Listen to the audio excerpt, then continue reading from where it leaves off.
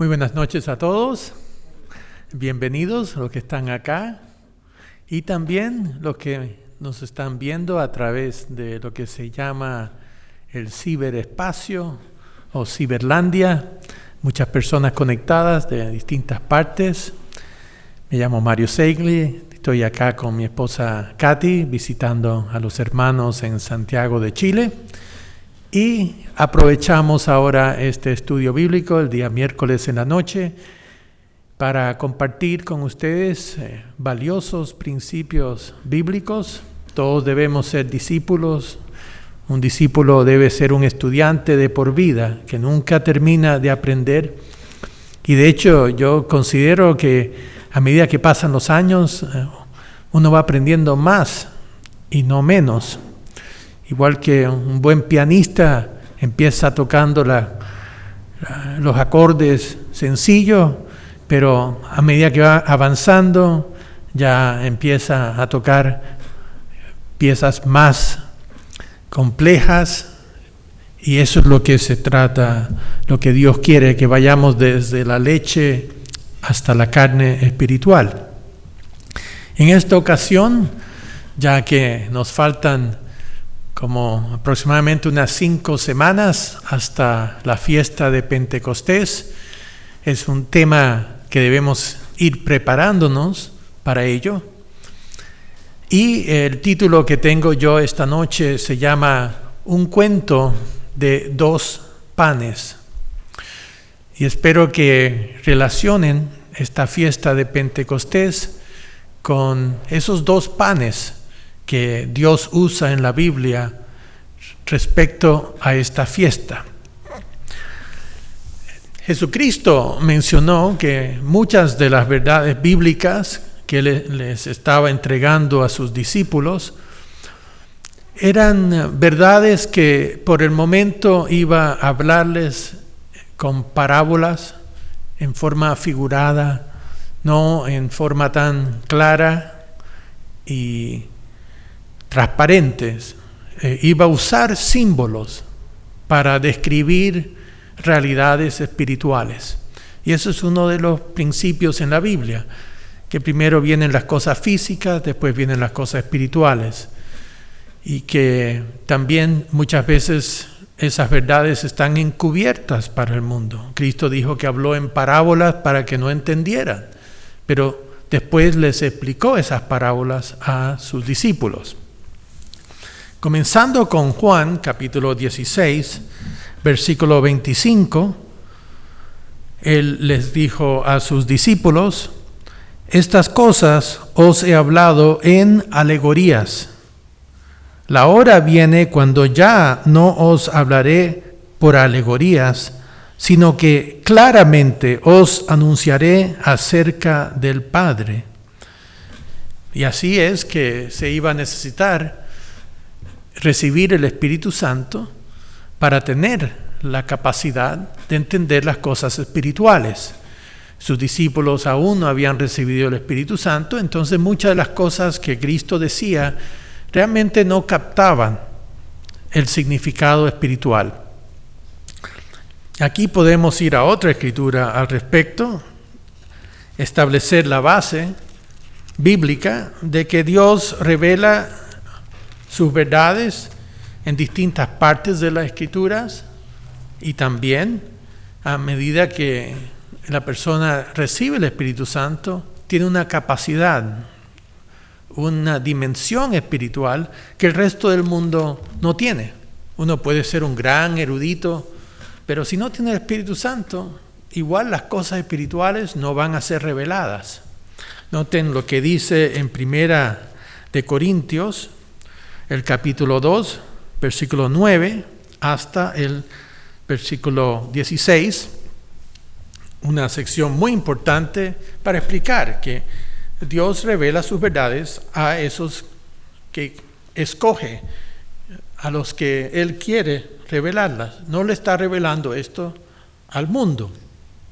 Dice versículo 9, antes bien, como está escrito, cosas que ojo no vio, ni oído oyó, ni han subido en corazón de hombre, son las que Dios ha preparado para los que le aman. Pero Dios nos las reveló a nosotros por el Espíritu, porque el Espíritu todo lo escudriña aún lo profundo de Dios. Ahora, cuando dice esto respecto al Espíritu, está hablando del Espíritu Santo que está en uno, que a través del Espíritu Santo uno puede escudriñar con el poder de discernimiento del Espíritu Santo, dice, aún lo profundo de Dios. Va captando mejor las cosas. Siguiendo el versículo 11, dice, porque ¿quién de los hombres sabe las cosas del hombre, sino, y aquí debería decir, a través del Espíritu del hombre? El ser humano entiende muchas cosas humanas, filosofía, lógica. Un mono no puede entender las cosas, matemáticas, y no puede razonar porque no tiene el espíritu del hombre. Entonces tenemos un espíritu natural recibido para poder razonar, para captar las cosas del hombre. Y entonces él dice, así también, o tampoco, nadie conoció las cosas de Dios, hablando de las verdades de Dios, sino por el Espíritu Santo, el Espíritu de Dios.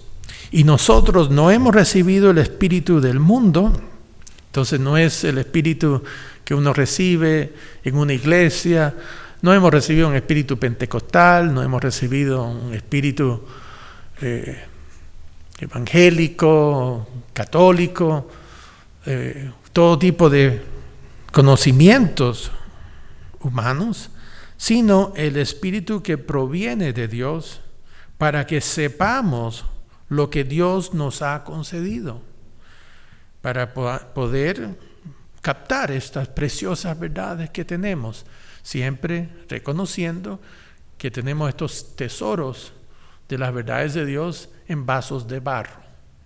Somos personas insignificantes, limitadas, pero a la vez estos tesoros a través del Espíritu Santo nos son revelados a nosotros. Siguiendo dice, lo cual también hablamos no con palabras enseñadas por sabiduría humana. Esto, uno no va a una universidad y estudia teología para entender estas cosas. Esto lo tiene que entender a través de recibir el Espíritu Santo de Dios y estar en la iglesia, donde uno es alimentado con estas preciosas verdades, acomodando lo espiritual a lo espiritual. Entonces, ¿cuáles son las dos cosas espirituales aquí? Que dice, acomodando lo espiritual a lo espiritual. Quisiera aquí, ¿qué creen que son las dos cosas espirituales que se acomodan? ¿Cuáles son las dos cosas que tenemos en sentido espiritual a nuestra disposición? Uno es el Espíritu Santo. Y lo otro, ¿la qué? Las Escrituras. Eso, las Escrituras. La palabra de Dios contiene verdades espirituales, pero no se entienden sino a través del Espíritu Santo de Dios. Igual que en la Segunda Guerra Mundial, han tenido varias películas al respecto, que los alemanes tenían una máquina que se llamaba el Enigma, y entonces cada 24 horas cambiaban los códigos, y entonces uno tipeaba, y entonces esa máquina te cambiaba todo, y si tú no tenías la máquina, no podías entender lo que venía a través del código. Necesitabas uno de estos intérpretes, máquinas interpretadoras. Y así es, gracias, que la máquina interpretadora que tenemos, podemos decir el mensaje es la palabra de Dios, pero es el Espíritu Santo lo que interpreta y transmite esto en forma clara. Y lo vamos a ver esta noche respecto a la fiesta de Pentecostés. Dice versículo 14, pero el hombre natural no percibe las cosas que son del Espíritu de Dios, porque para él son locura y no las puede entender. Uno habla del sábado, de las fiestas santas. ¿Cuántas personas cristianas guardan el sábado de las fiestas santas? Ni siquiera un 1%. 99% de los cristianos del mundo no guardan ni el sábado ni las fiestas santas, porque se han de discernir espiritualmente. Hay que tener el Espíritu Santo. En cambio, el espiritual, el que tiene el Espíritu Santo, juzga todas las cosas. Puede juzgar y discernir las cosas espirituales, pero él no es juzgado de nadie. Nadie va a juzgar que puedan ser cristianos, lo que sea, pero no somos juzgados por medio del criterio de ellos.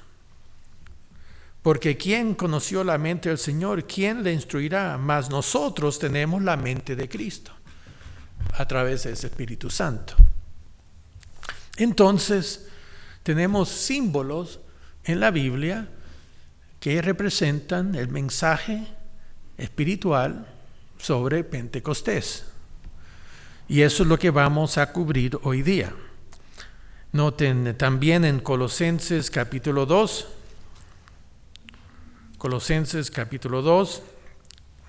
versículo 16. Sabemos que el símbolo de la Pascua lo entregó Jesucristo. Había un rito, una ceremonia física, pero después él dijo, todo eso es un símbolo de lo que iba a venir.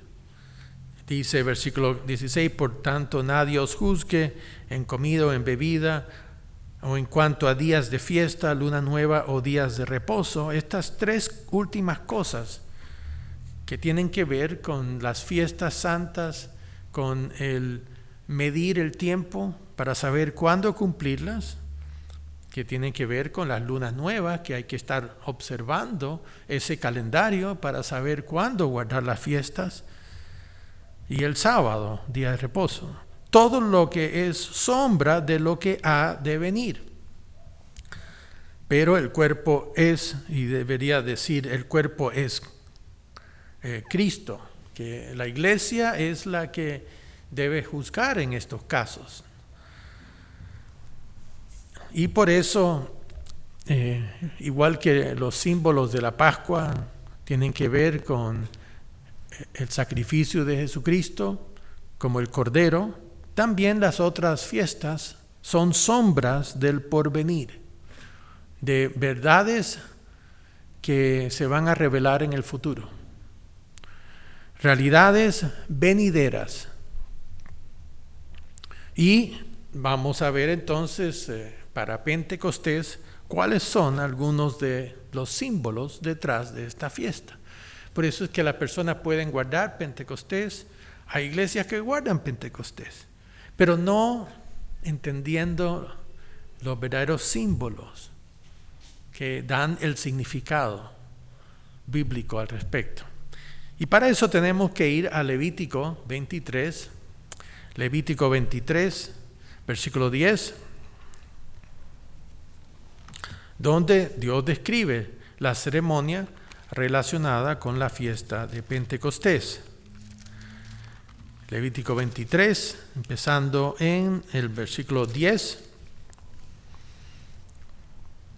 Ya terminaron las fiestas de panes sin levadura en los versículos previos, y ahora dice versículo 10, habla a los hijos de Israel y diles, cuando hayáis entrado en la tierra que yo os doy, y seguéis su mies, traeréis al sacerdote una gavilla por primicia de los primeros frutos de vuestra siega, y el sacerdote mecerá la gavilla delante del Eterno para que seáis aceptos.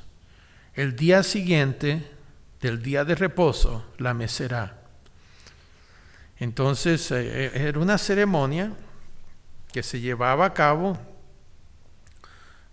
a la puesta del sol del sábado, que coincidía durante la fiesta de panes sin levadura. En este año, por ejemplo, tuvimos el primer día de panes sin levadura que coincidía con el sábado. Y así fue también que empezaba el sacerdote esta ceremonia de tomar una gavilla y mecerá esa gavilla delante del Eterno para que seáis aceptos. Y entonces, siguiendo acá, nos dice en el versículo 15, y contaréis desde el día que sigue el día de reposo, desde el día en que ofrecisteis la gavilla de la ofrenda mecida, 7 semanas. La palabra aquí son Shabbats, que significan 7 sábados cumplidos serán, hasta el día siguiente del 7º día de reposo. Contaréis 50 días. Entonces ofreceréis el nuevo grano al Eterno. Versículo 17. De vuestras habitaciones traeréis 2 panes para ofrenda mecida, que serán, aquí habla de la cantidad, y dice cocidos con levadura, como primicias para el Eterno. Y dice el versículo 20, y el sacerdote los presentará como ofrenda mecida delante del Eterno con el pan de las primicias y los 2 corderos.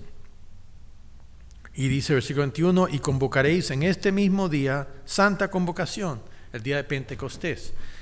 Y la palabra aquí que significa contaréis 50 días, y la palabra Pentecostés significa 50 en el griego y también en el hebreo, y tiene que ver con contar 50 días. Estamos en ese conteo actualmente. Ahora, el mundo no les va a enseñar mucho sobre esta ceremonia, que se encuentra como la figura, como esa analogía física de esta realidad espiritual que hay. Pero como vamos a ver, esa primicia que se mecía después de la puesta del sol del sábado representaba a Jesucristo. Y estos 2 panes que se mecían en el día de Pentecostés eran el símbolo de la iglesia, que Dios estaba cosechando los primeros frutos al respecto. Vamos a ir a algunas escrituras aquí al respecto. 1 Corintios 15, versículo 22. 1 Corintios 15, versículo 22.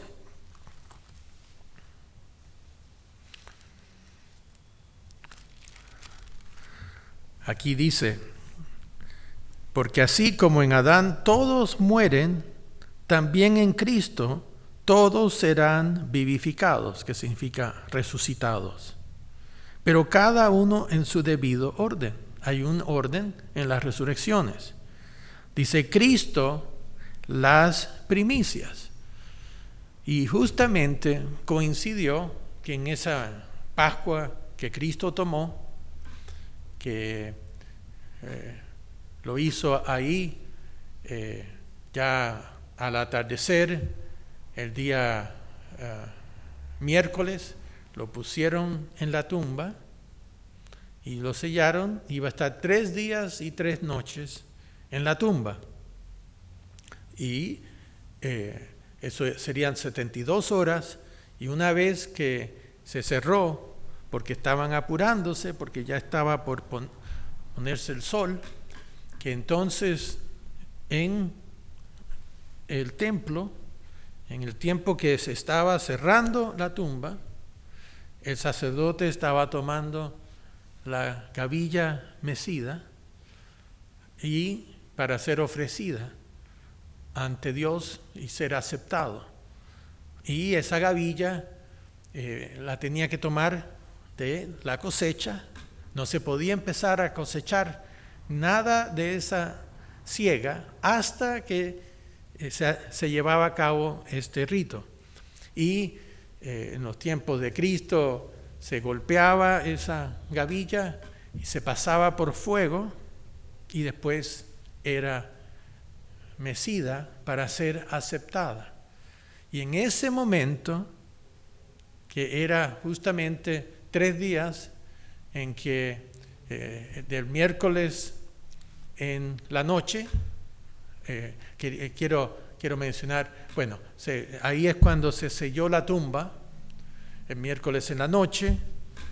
Quiero corregir ahí que no era en ese momento cuando se meció, sino en la resurrección, 3 días desde que se selló la tumba, de miércoles en la noche hasta jueves en la noche fue el primer día y noche.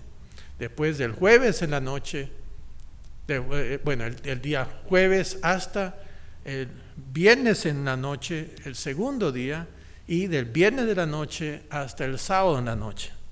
Entonces, lo que se estaba haciendo es que empezaban el conteo desde el primer día de panes sin levadura hasta el sábado, y tan pronto como terminó el sábado, ahí es cuando el sacerdote estaba meciendo la gavilla y Cristo estaba resucitando de entre los muertos. Y entonces por eso es que cuando se presentó ante María y le dijo que era Cristo, y entonces ella lo vino a abrazar y dice: no me toques, porque todavía no he subido al Padre, porque tenía él que ir al Padre, ser aceptado como el sacrificio perfecto y todo, y bajar de nuevo ya siendo glorificado. Todo se cumple en sus etapas. Y entonces esta primera ceremonia de la gavilla mecida tiene que ver con la resurrección de Jesucristo. Era una sombra, este rito, de lo que iba a venir. Y entonces, noten lo que dice aquí, versículo 23, pero cada uno en su debido orden. Cristo las primicias. Luego los que son de Cristo en su venida. Estos son ya la primera cosecha. Una vez que Cristo es aceptado, empezamos entonces con los llamados y los escogidos a través de la historia. Pero noten que hay 2 panes que son mecidos y tienen levadura. Entonces, si esto tiene que ver con los que son de Cristo en su venida, eso también incluye a los patriarcas del Antiguo Testamento, todas las personas de fe que han habido.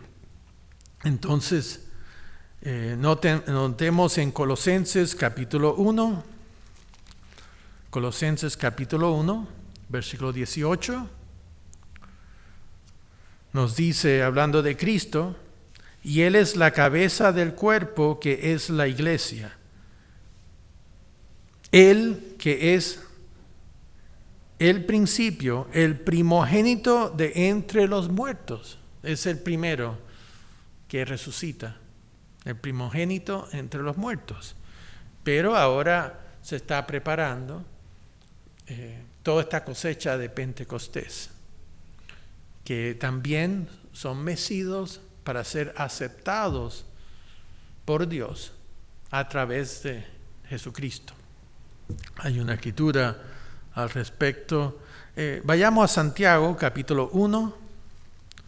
Y a propósito, ahora voy a hacer una pausa para recomendarles acá el folleto que tenemos, las fiestas santas de Dios. Esta es un folleto gratuito que incluye lo que estoy hablando, el simbolismo de la fiesta de Pentecostés. Pueden pedirla. Nosotros tenemos abajo la dirección. la casilla donde pueden ustedes solicitar gratuitamente este folleto, y también la revista Las Buenas Noticias. En esta ocasión, este es de septiembre-octubre de 2014, pero tiene que ver con Jesucristo en los festivales bíblicos, que también encierran estas preciosas verdades que tenemos. Volviendo ahora a Santiago, capítulo 1, versículo 18, hablando aquí de Jesucristo, dice: Él de su voluntad nos hizo nacer por la palabra de verdad, para que seamos primicias de sus criaturas. Igual que Cristo es el comienzo, la primera parte de esa cosecha, nosotros también somos primicias, los primeros que Dios llama a través del tiempo. Y eso nos lleva al libro de Hebreos, capítulo 11, donde vemos en qué consisten estos dos panes. Y aquí se describen las personas que componen estos dos panes. En Hebreos 11, versículo 1, dice: es pues la fe, la certeza de lo que se espera, la convicción de lo que no se ve. La fe es un verbo, significa tener esa convicción que las cosas que Dios dice se van a cumplir, que uno puede confiar en ellas, que estas cosas se van a llevar a cabo. Y entonces empecemos a notar acá estos dos panes, uno del Antiguo Testamento y el otro del Nuevo Testamento, que son las personas que Dios a través de la historia ha llamado para ser parte de estos dos panes mecidos ante Dios.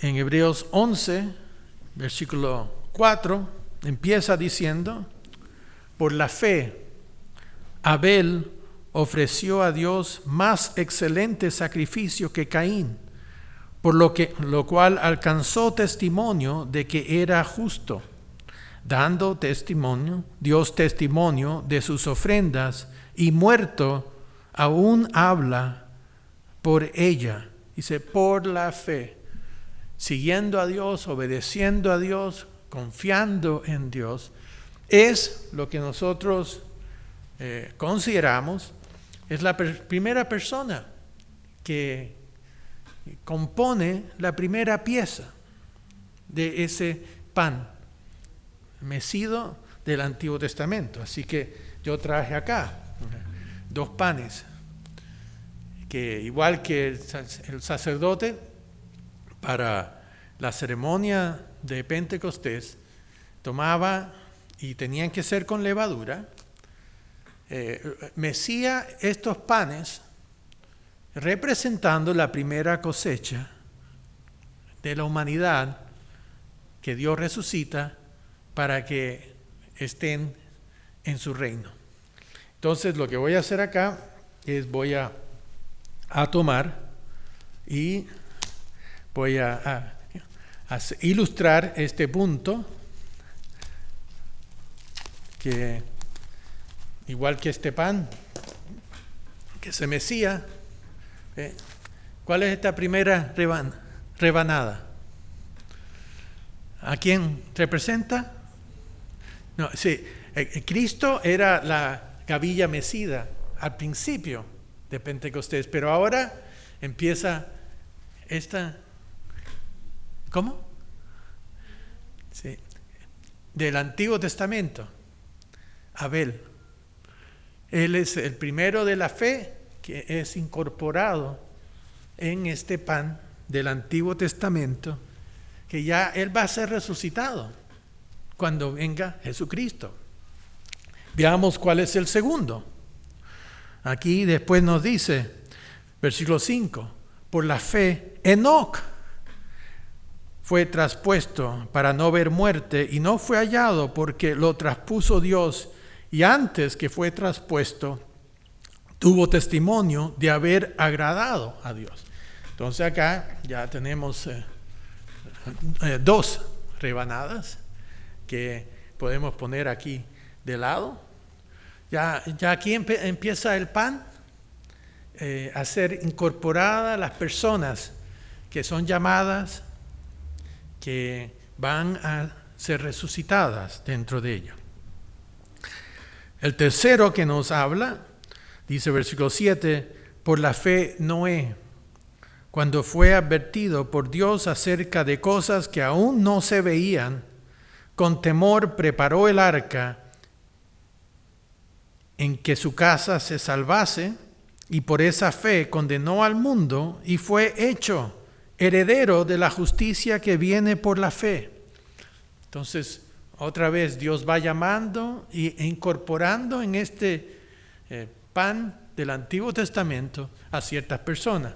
Así que tenemos acá a Noé, probablemente junto con su familia, porque todos se salvaron, pero por lo menos Noé sí, definitivamente va a ser parte de ese milenio del reino de Dios. Y de esta manera se va añadiendo más personas. Noten el siguiente que nos dice versículo 8.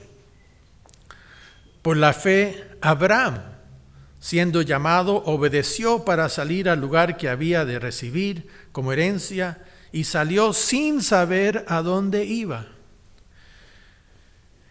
Él también es parte de este pan que ya ha sido incorporado acá en este pan mecido ante Dios. ¿Eran estas personas perfectas? ¿No tenían nada de pecado? Tenían pecado. Por eso son leudados. Pero una vez que ya resucitan, toda esa levadura será removida y ya no tendrán. Pero ellos murieron, no siendo perfectos, pero viviendo por esta fe. Siguiendo acá nos dice, versículo 11, la primera mujer que se menciona, versículo 11, dice, por la fe también la misma Sara, siendo estéril, recibió fuerza para concebir y dio a luz, aún fuera del tiempo de la edad, porque creyó que era fiel quien lo había prometido. Entonces tenemos hombres y mujeres de la fe. Aquí tenemos la rebanada que representa a Sara. Siguiendo acá, entonces tenemos, dice versículo 22, por la fe bendijo a Isaac. Bueno, hablando aquí de Isaac, que también bendijo a Jacob y a Esaú respecto a cosas venideras, pero por la fe Isaac recibió también la complacencia de Dios, y él también es incorporado en este pan. Además, tenemos a Jacob en el versículo 21. Por la fe Jacob, al morir, bendijo a cada uno de los hijos de José y adoró apoyado sobre el extremo de su bordón. Aquí viene otro más. Por la fe, José, al morir, mencionó la salida de los hijos de Israel y dio mandamiento acerca de sus huesos. Y aquí, el versículo 23, por la fe, Moisés también siguió a Dios fielmente. Entonces, él también es parte de este primer pan que se va incorporando en los que ya son primogénitos ante Dios, primicias, los primeros frutos de la cosecha espiritual de Dios. Y así seguimos, versículo 31, otra mujer, por la fe Rahab, la ramera. Ella no vino de unos antecedentes buenos, pero ella cambió, se convirtió en una mujer justa. no pereció junto con los desobedientes, habiendo recibido a los espías en paz. Y entonces menciona, ¿y qué más digo? Porque el tiempo me faltaría contando de Gedeón, Barak, Sansón, Jefté, de David, así como de Samuel, y de los profetas que por fe conquistaron reinos. Y entonces nos dice, versículo 39, y todos estos, aunque alcanzaron buen testimonio mediante la fe, no recibieron lo prometido, proveyendo Dios alguna cosa mejor para nosotros, para que no fuesen ellos perfeccionados aparte de nosotros. Ellos aún no han sido resucitados al reino. Ellos todavía son muertos en Cristo. Entonces, todo este pan que tenemos acá del Antiguo Testamento están aguardando la resurrección, la primera resurrección que se menciona en la Biblia. Y por eso es que esta tercera fiesta tiene que ver con lo que Cristo permite hacer, de ir incorporando personas a su cuerpo y que estas personas van a ser resucitadas. Noten lo que dice, versículo 40. Proveyendo Dios alguna cosa mejor para nosotros, para que no fuesen ellos perfeccionados aparte de nosotros, que no va a terminar todo este proceso hasta que este segundo pan quede completo. Este es el pan del Nuevo Testamento. Y por eso él continúa en el capítulo 12, versículo 1. Por tanto, nosotros, estaba hablando de la primer siglo, la iglesia, dice, también teniendo en derredor nuestro tan grande nube de testigos, de todos estos que ya fueron incorporados en ese primer pan, dice, despojémonos de todo peso y del pecado que nos asedia y corramos con paciencia la carrera que tenemos por delante, puestos los ojos en Jesús, el autor y consumador de la fe. Y es Cristo el que va llamando, trabajando, Dios Padre, también activamente, obviamente en esto Dios llama, Cristo desarrolla a las personas, pero va incorporando este segundo pan.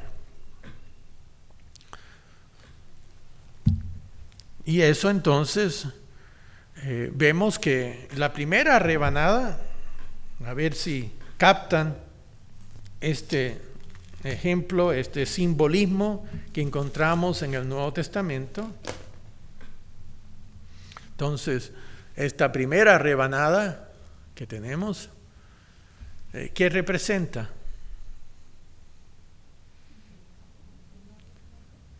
¿Cómo? Sí. ¿Y quiénes fueron el principio de este grupo? ¿Cuándo empezó? Pentecostés. Pentecostés, porque ahí es cuando esos 120 recibieron el Espíritu Santo. Juan el Bautista en realidad es como del otro pan, del Antiguo Testamento, porque él fue el último profeta. Pero aquí ahora la iglesia del Nuevo Testamento, que en unas pocas semanas, cuando celebremos la fiesta de Pentecostés, vamos a hablar en Hechos 2, del 1 al 4, que estaban reunidos y recibieron el Espíritu Santo. Entonces, estos son la primera rebanada de las personas que Dios llama a través de estos próximos 2000 años. Esta es la primera parte de ellos. Y entonces tenemos en Apocalipsis 2 y 3, lo que se menciona es la iglesia en sus diferentes etapas hasta la venida de Jesucristo. Sabemos que en Apocalipsis 2 y 3 tiene como 4 distintas aplicaciones. Una de esas aplicaciones tenía que ver con las iglesias de ese entonces, que Juan le escribió y que eran iglesias relativamente pequeñas, pero que eran descriptivas de distintas eras que iban a haber en el tiempo. Entonces tenemos lo que se aplicó en los tiempos del apóstol Juan. Tenemos también lo que es de aplicación personal, que todas estas actitudes pueden estar en uno y que es importante ir mejorando. Hay personas que se dejan llevar por Jezabel y el espíritu del mundo, y ya Jezabel los seduce y los saca. También tenemos una que es como la iglesia muerta, que no tiene grandes obras y que están estancados. Y entonces tenemos el resto de este pan que será hasta la venida de Jesucristo. Y todavía consideramos que nosotros estamos en la era que consiste el final de estos panes. Y en particular, si estamos en lo correcto, es la penúltima rebanada de esta, que es la era de Filadelfia, en el cual nosotros hemos sido incorporados, que Dios abre grandes puertas.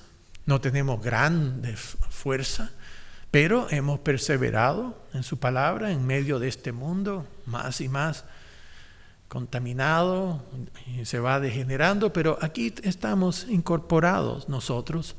Y entonces viene la última etapa, que es la de la Odisea, que es la que es tibia y que va a pasar por muchas tribulaciones. Y entonces se incorpora esta última, y aquí, al final de esta rebanada, es cuando Cristo vuelve. Y entonces todos estos son resucitados a la vez. El pan del Antiguo Testamento, representativo de todas las personas de fe, y el pan del Nuevo Testamento, representativo de las personas de fe en el Nuevo Testamento. Noten en Apocalipsis 7,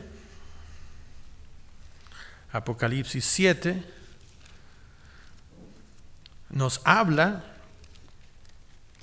de ese periodo final. Versículo 1 dice de Apocalipsis 7: después de esto vi a 4 ángeles en pie sobre los 4 ángulos de la tierra, que detenían los 4 vientos de la tierra para que no soplase viento alguno sobre la tierra, ni sobre el mar, ni sobre ningún árbol.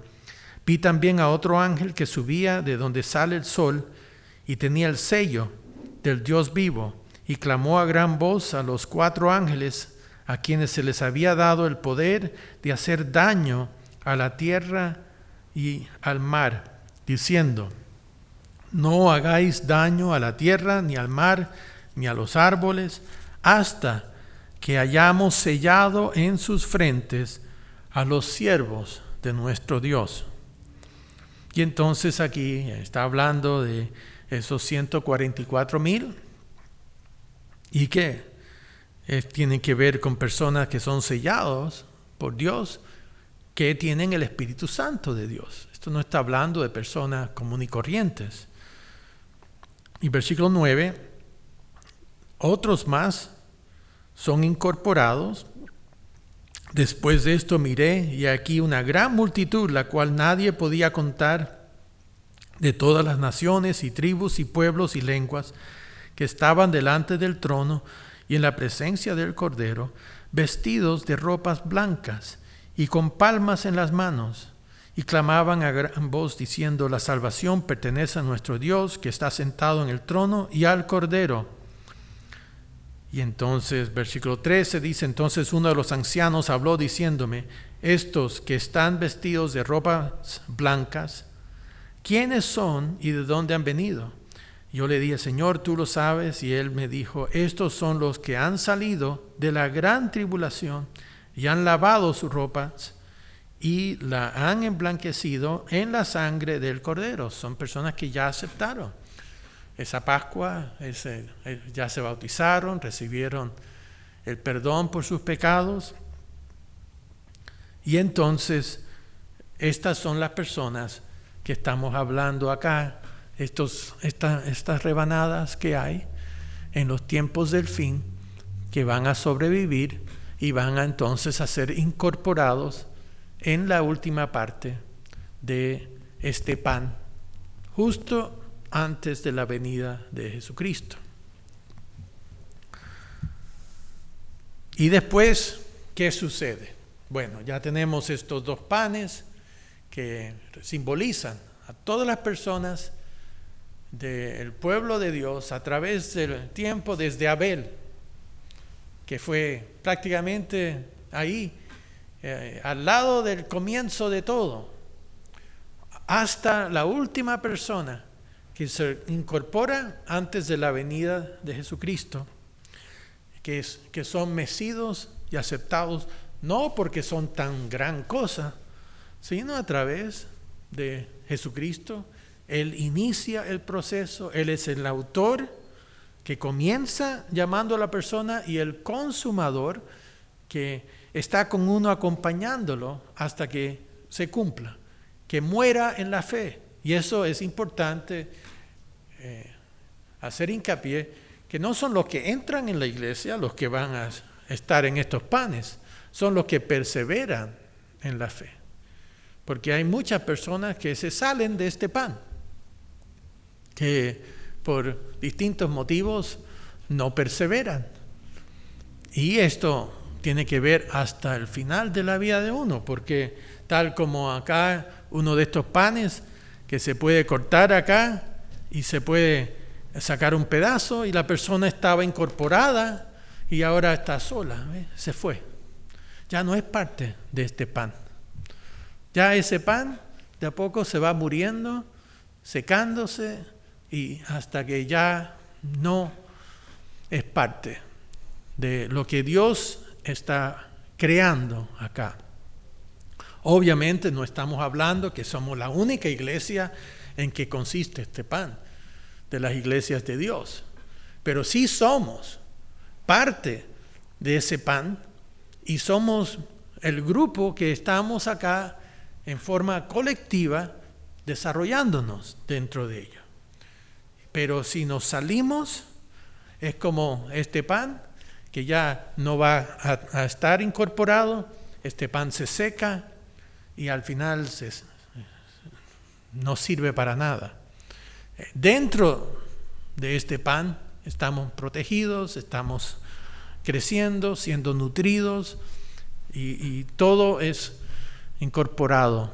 Este es un pan integral, se integra todo. No es un pan que se divide a los cuatro vientos. Y después de esto, todavía la fiesta de Pentecostés en realidad no termina, porque cuando Cristo venga, entonces va a haber otro pan que empezamos a desarrollar, que son todas las personas en el milenio que se van incorporando, que se van bautizando, que reciben el Espíritu Santo, y entonces hay un gran pan durante el milenio, que también es mecido en forma simbólica ante Dios. Durante esos 1000 años también se forma otro gran pan. Este es un pan chico en comparación con el del milenio.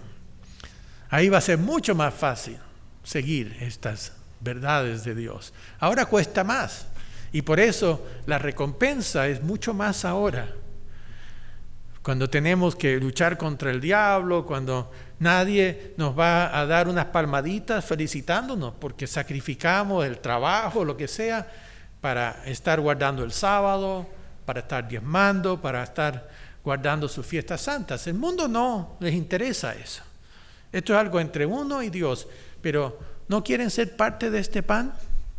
¿No quieren recibir las tremendas recompensas para que todos resuciten juntos, Moisés, Abraham y todos los apóstoles y los profetas, y nosotros vamos a ser incorporados. No lo merecemos, pero estamos agradecidos de haber sido llamados.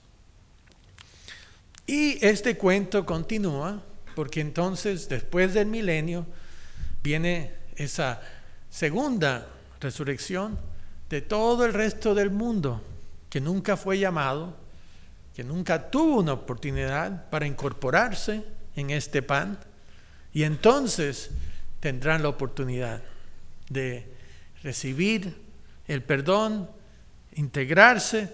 Ese sí es el enorme pan en comparación.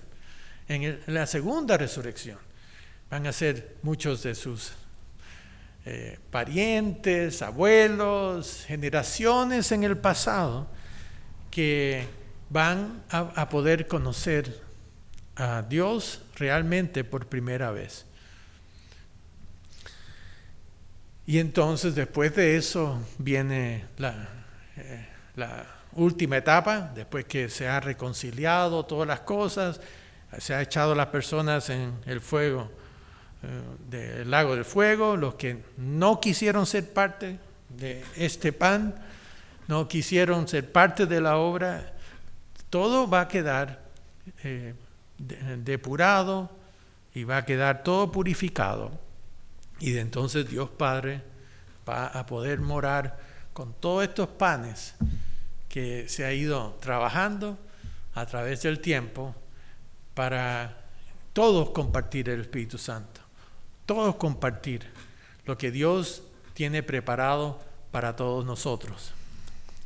De modo que este es el cuento de dos panes, de lo que es esta fiesta de Pentecostés. Y lo más hermoso es que en este cuento estamos nosotros actualmente incluidos. Hermanos, no dejen que nadie los saque de este pan. Que no se vuelva usted este ermitaño espiritual que se vaya y trate de sobrevivir en este mundo a solas como un ermitaño espiritual. Eso no es lo que Dios quiere.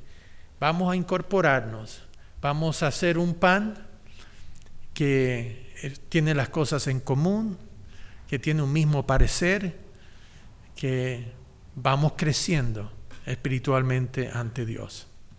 Con eso entonces damos término a este estudio bíblico y acuérdense otra vez de la revista que estamos aquí anunciando. Por favor, suscríbanse. Aquí ustedes pueden ver dónde suscribirse con el código postal y este folleto, Las Fiestas Santas de Dios, que es una maravilla, que va a enseñarles tantas cosas sobre estas maravillosas fiestas de Dios. Muy buenas noches a todos.